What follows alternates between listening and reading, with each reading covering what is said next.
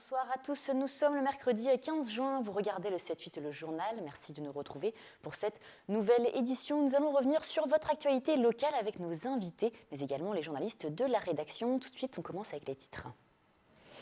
Retour sur l'attentat de Magnanville. Aujourd'hui, une cérémonie hommage a eu lieu en présence de Bernard Cazeneuve, ministre de l'Intérieur, ainsi que le préfet des Yvelines pour rendre hommage au couple de fonctionnaires assassinés par Larossi Abala lundi soir.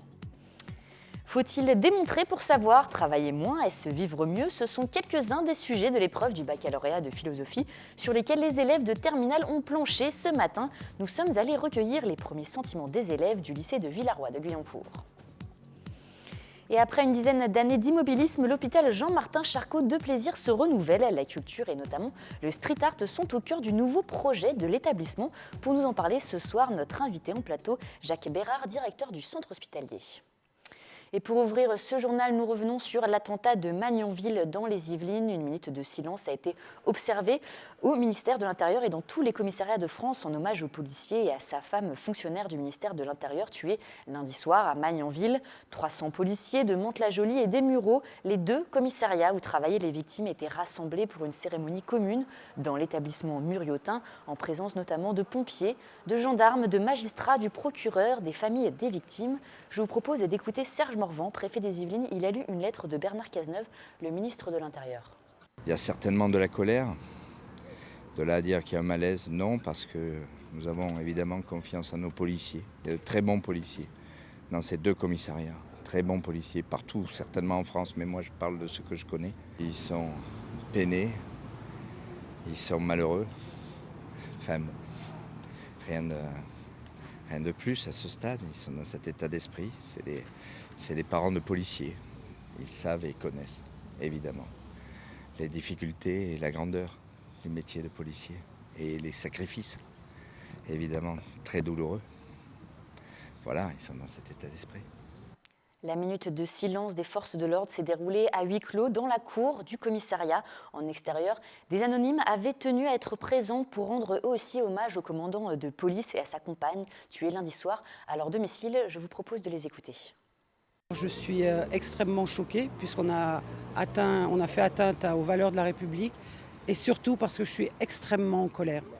Extrêmement en colère parce que je pense qu'on paye quand même des années de laxisme et qu'il est temps que nos politistes fassent quelque chose pour nous protéger.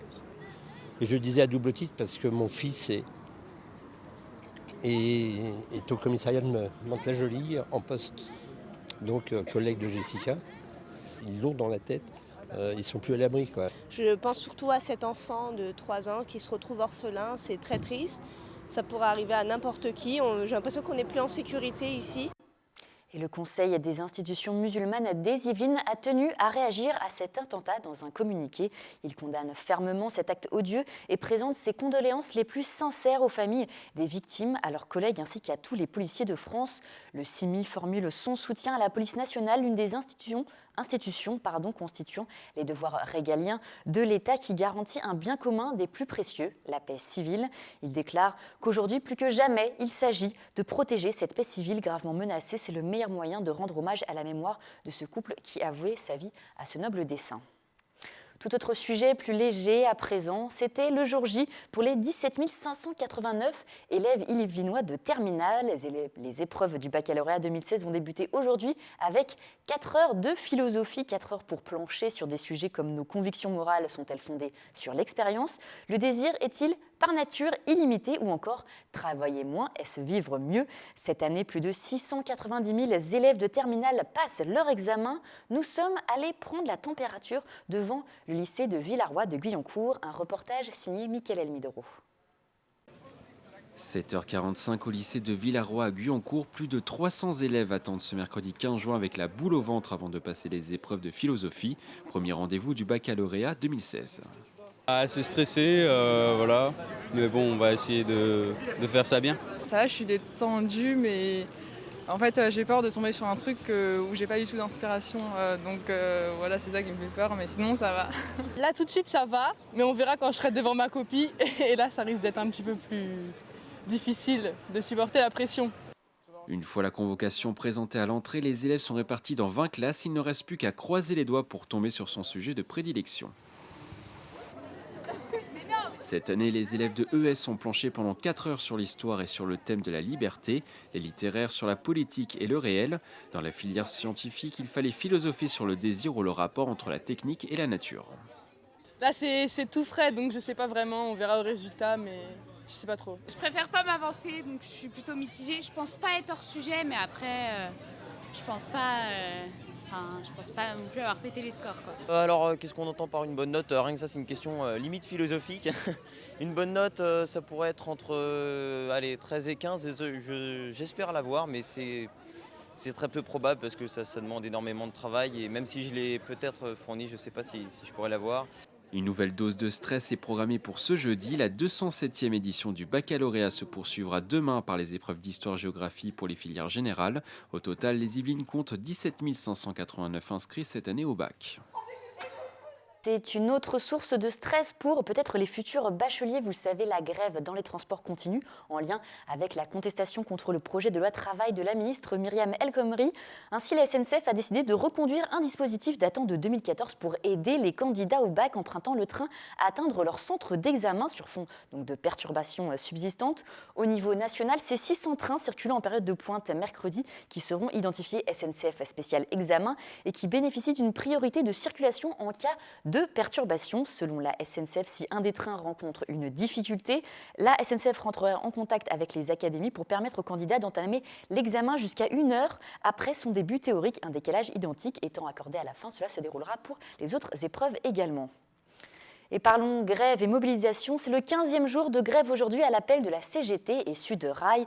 Les deux syndicats toujours opposés à la loi travail et à l'accord sur le temps de travail restent sur leur position. Le mouvement continue donc pour la CGT cheminot de Trappes qui a reçu ce matin les CGT Infocom, Air France, SIP et Goodyear lors d'une assemblée générale. Les représentants sont venus remettre un chèque de solidarité de 15 000 € aux syndicats yvelinois. Les militants ont besoin de fonds pour financer leur grève. Au niveau national, une caisse de solidarité a donc été mise en place le 23 mai pour pouvoir faire des dons. La cagnotte atteint désormais plus de 400 000 € à Trappes. Les militants ont récolté en tout 18 000 €. Je vous propose de les écouter. Cet argent, il vient de retraités, de jeunes, de salariés qui n'ont pas forcément pu faire grève au conductible, qui se sentent solidaires du mouvement et qui ont souhaité par ce geste concret soutenir les grévistes en grève au conductible. Ça permettra de filer un coup de pouce pour arrondir un peu les fins de mois qui s'annoncent difficiles pour tous les grévistes sans exception. Chaque syndicat, chaque structure décide comment elle organise l'aide, sachant qu'il signe une charte qu'on a mise au point et qui consiste à dire que tout le monde doit être aidé, syndiqué, non syndiqué, etc. Et qui normalement oblige la structure à être transparente sur l'utilisation des fonds. Et passons à présent à l'économie et l'entrepreneuriat local. Comme chaque année, l'association Réseau Entreprendre en Yvelines a organisé sa soirée annuelle au Palais des Congrès à Versailles. L'événement a eu lieu hier, mardi soir. C'était l'occasion de récompenser 13 lauréats yvelinois et créateurs entreprises qui ont été accompagnés par le Réseau Entreprendre. Fanny Bourdillon était sur place. Chaque année, au mois de juin, le réseau Entreprendre en Yvelines fête ses lauréats à Versailles. En 2015, ils sont 13 à être soutenus et financés par l'association. Parmi eux, l'Institut supérieur de l'environnement, basé à Trappes. Grâce au réseau Entreprendre, on bénéficie d'un accompagnement personnalisé, on bénéficie d'un soutien financier, puis parallèlement, ça nous permet pour nous d'ancrer plus fortement l'école dans son réseau local des entreprises des Yvelines, ce qui est très important pour garantir une bonne insertion professionnelle de nos jeunes. Tous les lauréats yvelinois reçoivent un prêt d'honneur. Pour cette école, le montant s'élève à 40 000 €, de quoi se développer et surtout créer de l'emploi. L'objectif premier, c'est d'accompagner la création d'emplois et donc nous accompagnons des entreprises qui s'engagent à créer 5 à 10 emplois au minimum dans les 2 à 3 ans. Et donc la fête des lauréats est chaque année une grande opportunité de mettre à l'honneur ces gens qui ont été méritants et qui ont mérité d'être labellisés par les entrepreneurs. C'est Nicolas Bétou, le parrain de la promotion 2015. Créateur du journal L'Opinion, il est venu rencontrer chaque lauréat. C'est quelqu'un qui, effectivement, a créé son entreprise, donc c'est à la fois, effectivement, un journaliste économique et en même temps un entrepreneur. Donc, il connaît le monde de l'entreprise et surtout en 2016, il connaît les difficultés. Depuis la création de Réseau Entreprendre en Yvelines en 2009, l'association a accompagné une centaine d'entreprises. Et les résultats sont concluants. 3 ans après, 91% de ces entreprises sont pérennes. Et ouvrons une page santé à présent. À l'occasion de la journée nationale de la lutte contre la maltraitance, le conseil départemental et l'association gérontologique des Yvelines ont présenté le dispositif d'accompagnement pour les personnes âgées. L'objectif de cette association basée à Magnanville et créée il y a 30 ans est simple, prévenir et lutter contre toutes les formes de maltraitance envers les adultes les plus vulnérables. William L. pour ce reportage. Dans ces bureaux de l'association gérontologique des Yvelines, les 2 psychologues qui y travaillent répondent à environ 250 appels chaque année. La nature et les causes de ces appels, maltraitance physique, psychologique ou encore financière sur des personnes âgées. La première partie du travail, c'est l'écoute, qui est très importante, puisqu'il s'agit de qualifier la maltraitance, de voir les différents interlocuteurs, intervenants professionnels qui peuvent ou sont susceptibles d'être déjà dans la situation. Et après, il s'agit de mettre la personne, si c'est un particulier, en lien avec le professionnel de terrain. Ce professionnel ira ensuite à la rencontre de la victime supposée pour mettre en action les outils des travailleurs sociaux. Un dispositif baptisé MAV 78 qui s'inscrit dans la lutte contre la maltraitance des adultes vulnérables. Les appels sur la plateforme Yvelines, 192 en 2014, 176 en 2015. Nous sommes le 3e département de France qui remonte au temps. Dans 55% des cas, le maltraitant, c'est un proche, c'est-à-dire les enfants, le conjoint ou le reste de la famille. Une augmentation des violences en institution a été constatée par l'association ces 2 dernières années. Une campagne de sensibilisation est lancée par le département en direction du grand public.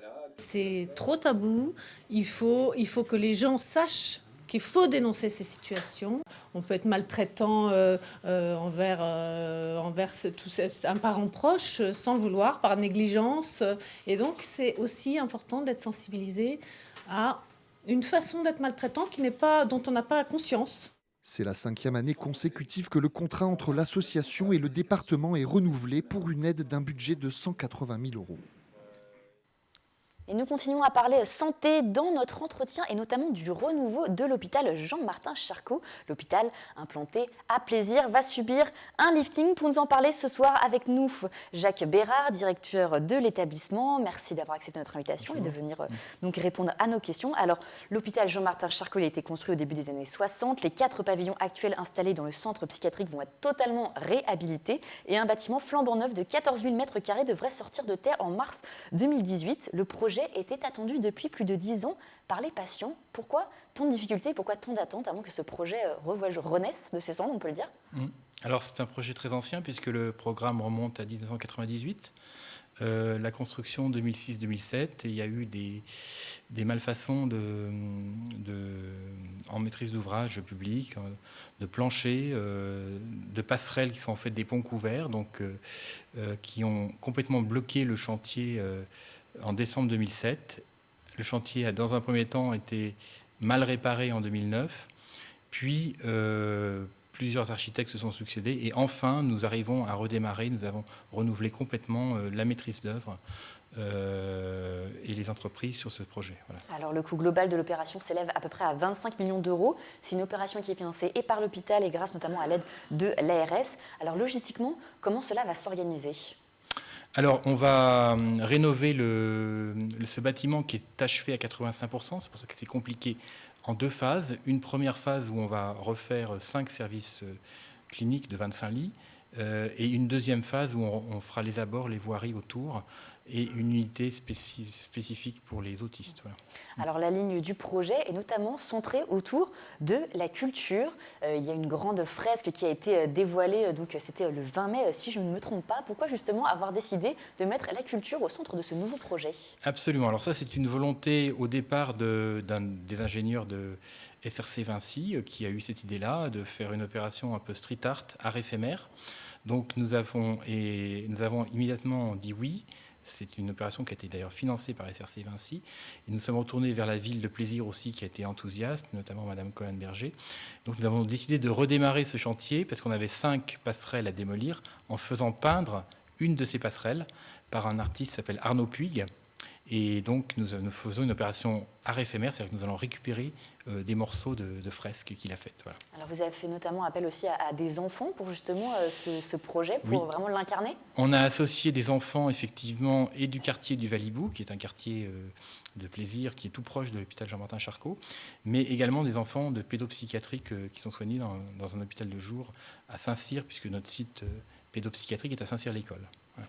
Alors pourquoi vous avez justement décidé de mettre la culture? Est-ce que finalement l'hôpital et la culture, ça va ensemble? Ça peut donner un meilleur lieu, un meilleur environnement? Alors psychiatrie et culture, c'est un excellent mariage, puisque la psychiatrie, par définition, est une discipline ouverte sur l'individu, le développement personnel et sur la ville et sur la société.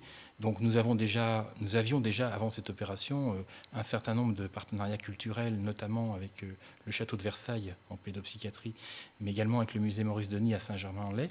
Et nous développons ces partenariats culturels, maintenant avec du street art, et nous avons encore de nombreux projets. Donc nous sommes en train d'ailleurs de rédiger un projet culture à l'hôpital qui couvrira à la fois Jean-Martin Charcot et l'hôpital gérontologique médico-social qui est dans la même direction. Ouais. Qu'est-ce que ça change? Parce que c'est vrai que pour les patients, pour les plus jeunes, je pense que c'est vraiment, dans un environnement où ils se sentent mieux.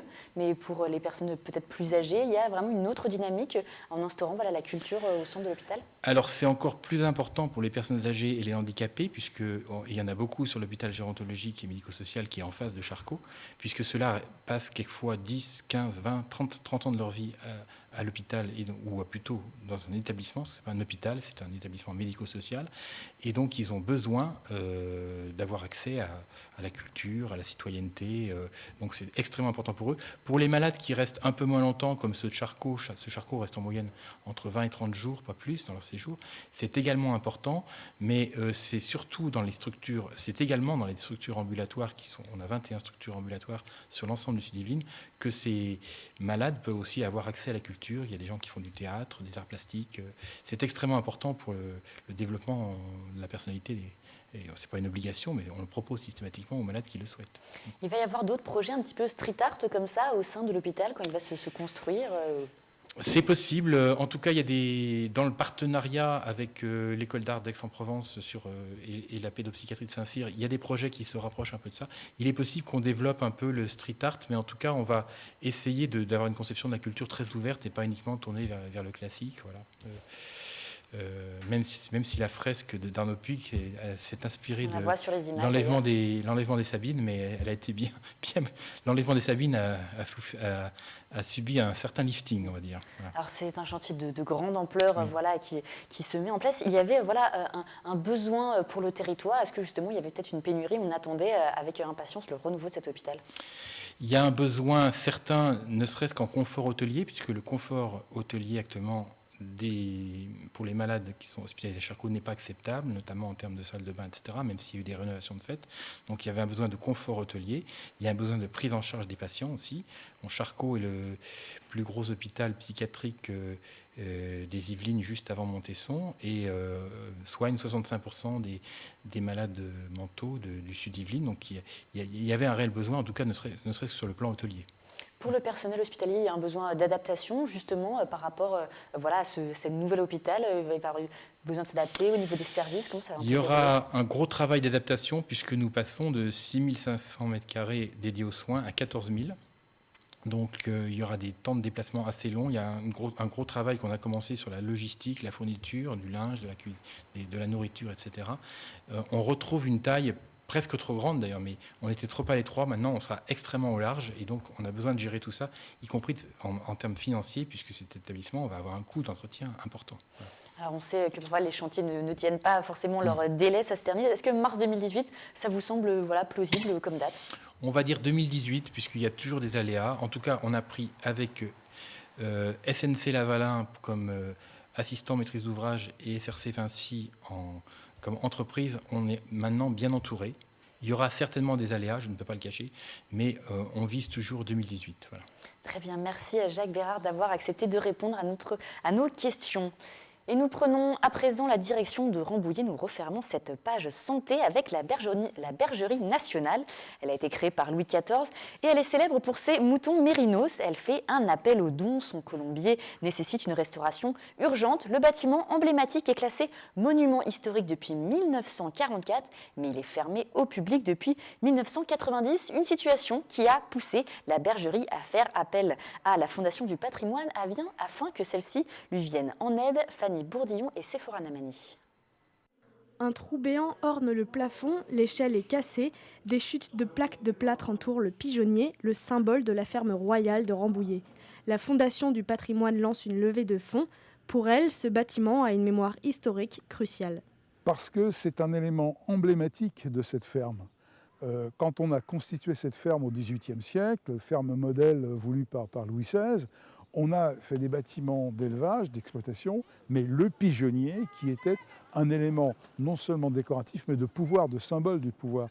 Et donc c'est le symbole, si vous voulez, de l'importance politique que pouvait avoir cette ferme. 300 000 €, une somme que la Fondation veut rassembler pour subvenir aux besoins du bâtiment, fermé au public depuis la fin des années 90. Les dirigeants de la Bergerie ont des projets plein la tête pour ce colombier. Une fois restauré, ce pigeonnier va d'abord être réouvert au public, puisque pour l'instant on ne peut pas l'ouvrir au public, il n'est pas en état. Ensuite, on espère pouvoir y faire des activités, des animations, des événements culturels. On verra, des expositions, on peut faire des expositions photos, on peut faire des expositions de tableaux, on peut également faire une petite résidence d'artistes. Enfin, il y a plein d'idées pour valoriser ce monument une fois qu'il sera restauré. Au moins 5 mois de travaux seront nécessaires une fois les fonds récoltés, ce qui ne devrait pas affecter les visiteurs ni les pensionnaires de la Bergerie. Et sport à présent, il n'y a pas que le foot, il y a aussi l'équitation. À l'approche des championnats de France d'équitation en juillet à la Motte-Beuvron, les différents centres équestres yvelinois se préparent, notamment le club de Bois d'Arcy qui organisait dimanche dernier son 3e concours de saut d'obstacle de l'année. Sephora Namani et Patrick Jacques de Dixmude pour ce reportage. C'est sous l'œil attentif de son coach que Léane s'élance avec Java de Cifraro-Saponette sur le parcours de 12 obstacles organisé dimanche dernier par le centre équestre de Bois d'Arcy. Résultat, un bon parcours malgré 2 erreurs. J'ai l'impression qu'elle avait un petit peu peur de la pluie, mais ça allait. Mais après, c'est peut-être un peu de ma faute aussi si elle a dérobé. J'ai pas assez mis de jambes et j'ai pas assez écarté ma main. J'aime bien concourir et la dernière fois j'avais raté mon parcours, alors j'allais pas rester sur ça. Ça fait partie du processus d'apprentissage, comme à l'école, il faut qu'ils commencent par des petits parcours, faire des erreurs et puis essayer de ne pas les répéter. Et ce qui compte, c'est d'apprendre quelque chose. Et comme je dis aux élèves, on apprend plus quand on perd que quand on gagne. Parmi les 60 partants dimanche matin, des cavaliers yvelinois de différents clubs, des amateurs qui enchaînaient un parcours de saut d'obstacle pour la première fois, tout comme des compétiteurs de club 1 élite qui venaient s'entraîner sur de gros obstacles en prévision du championnat de France de cet été. Nous avons fait ce concours un petit peu pour éventuellement donner des qualifications à ceux qui en manquaient pour la Motte-Beuvron, ce sont les championnats de France. Et en plus pour clôturer un petit peu l'année, ça donne un but de travail tout au long de l'année. Il s'agissait du 3e concours de saut d'obstacle organisé cette année par le centre équestre de Bois d'Arcy.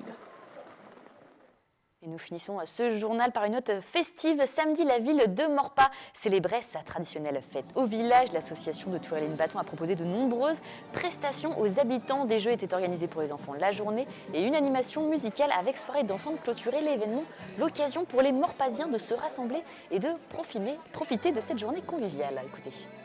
On trouve du spectacle pour le moment, des jeux pour les enfants, un restaurant qui est très attractif et très bon, donc que demander de plus? On y trouve un petit peu de joie et puis les gens qui se rencontrent, qui se retrouvent, c'est une ambiance de village tout simplement, on se croirait dans un village très loin de Paris. Il n'y a pas qu'à Morpas qu'on s'est s'amuser. Ce week-end à Saint-Cyr-l'École a eu lieu la traditionnelle fête foraine de la ville. Pendant 3 jours, les Saint-Cyriens ont pu profiter en famille des divers stands comme les autotamponneuses ou encore la pêche au canard.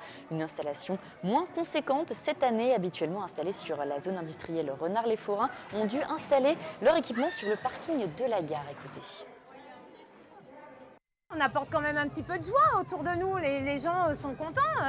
Ça évite de penser à leur petit tracas quotidien et de pouvoir s'évader le temps de quelques heures sur la fête. On est une petite dizaine, une petite dizaine. Mais habituellement, la fête de Saint-Cyr, ça représentait une trentaine de manèges, quoi. Il y a de moins en moins d'espace, rien n'est adapté pour nous et ça c'est regrettable. C'est une bonne idée, maintenant je comprends qu'il faut aussi de l'espace. Ça n'a pas toujours bonne réputation, mais je pense que dans les villes un petit peu comme Saint-Cyr-l'École, je pense que ça permet de proposer une activité différente à la population. C'est pas longtemps qu'on est là, mais oui, c'est divertissant, donc c'est intéressant. Et c'est la fin de cette édition. Je vous remercie de nous avoir suivis. Restez avec nous. Tout de suite, vous retrouvez Sephora Namani pour un nouveau numéro de votre magazine culturel Kiosque. Il sera question notamment de la fête de la musique avec tous les rendez-vous à ne pas manquer pour cette date. Quant à moi, je vous retrouve demain pour une nouvelle édition du journal. Je vous souhaite une excellente soirée.